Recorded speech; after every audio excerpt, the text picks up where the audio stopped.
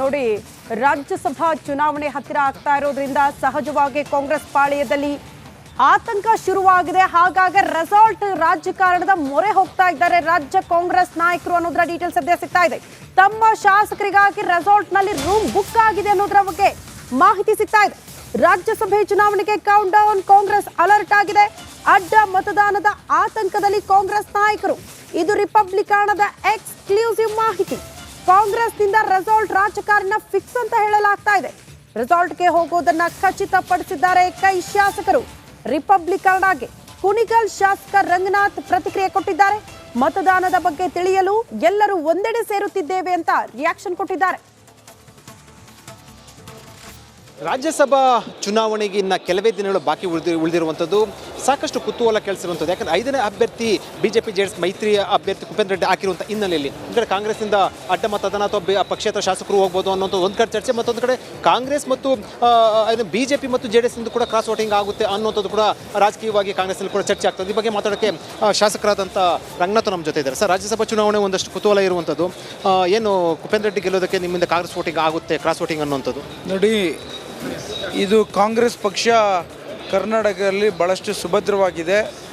ಎಲ್ಲದಕ್ಕಿಂತ ಹೆಚ್ಚಿನದಾಗಿ ನಮ್ಮ ಅಧ್ಯಕ್ಷರಾದಂಥ DK ಶಿವಕುಮಾರ್ ಸಾಹೇಬರು ಕ್ರಿಯಾಶೀಲವಾದಂಥ ಒಂದು ಸಂಬಂಧದಲ್ಲಿ ಎಲ್ಲ ಶಾಸಕರ ಜೊತೆ ಒಳಗೊಂಡಂತೆ ಸುಭದ್ರವಾದಂಥ ಸರ್ಕಾರ ತಂದಿದ್ದಾರೆ.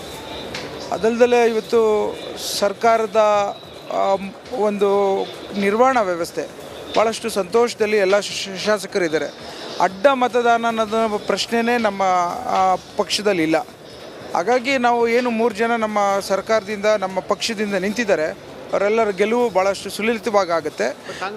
ಈಗ JDS ಅವರು ಒಬ್ಬರನ್ನ ಇಟ್ಟಿದ್ದಾರೆ, ಅವ್ರಿಗೂ 7 ಓಟ್ ಬೇಕು ಅಂತ ಏನೋ ಅಂದಾಜು ಮಾಡ್ತಾ ಇದ್ದಾರೆ.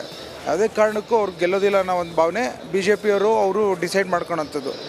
ನಮ್ಮ ಪಕ್ಷದಿಂದ 3 ಜನ ಏನು ನಿಂತಿದ್ದಾರೆ ಅವರೆಲ್ಲರೂ ಗೆಲ್ತಾರೆ ಅನ್ನೋ ವಿಶ್ವಾಸದಲ್ಲಿ ನಾವು ಇದ್ದೇವೆ. ಶಾಸಕರನ್ನ ಸಂಪರ್ಕ ಮಾಡುವಂಥ ಯತ್ನ ಅಥವಾ ಆ ಥರದ್ದು ಏನಾದರೂ ಆಗಿದೆ ಅಂತ ಅನ್ಸುತ್ತೆ ನಿಮಗೆ? ನನಗೆ ಗೊತ್ತಿದ್ದಂಗೆ ಯಾರು ಪ್ರಯತ್ನ ಮಾಡಿಲ್ಲ. ಬಟ್ ಒಳಗೊಂಡಂತೆ ಯಾರು ಪ್ರಯತ್ನ ಮಾಡ್ಬೋದು, ಮಾಡಲಿಕ್ಕಿಲ್ಲ ಅನ್ನೋದನ್ನು ಹೇಳೋದು ಸುಳ್ಳು. ರಾಜಕೀಯ ತಂತ್ರಗಳನ್ನು ಉಪಯೋಗಿಸಲಿಕ್ಕೆ JDS ಅವರು ಎಲ್ಲ ಪ್ರಯತ್ನ ಮಾಡ್ತಾರೆ. ಬಟ್ ಅಂಥವಕ್ಕೆಲ್ಲ ನಮ್ಮ ಕಾಂಗ್ರೆಸ್ಸಿನ ಶಾಸಕರು ಬಗ್ಗೋದಿಲ್ಲ, ಜಗ್ಗೋದಿಲ್ಲ.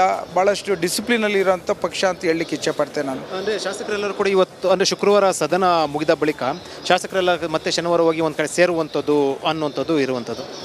ರಾಜ್ಯಸಭಾ ವೋಟಿಂಗು ಅದು ಒಂದು ವಿಧಾನ ಇದೆ.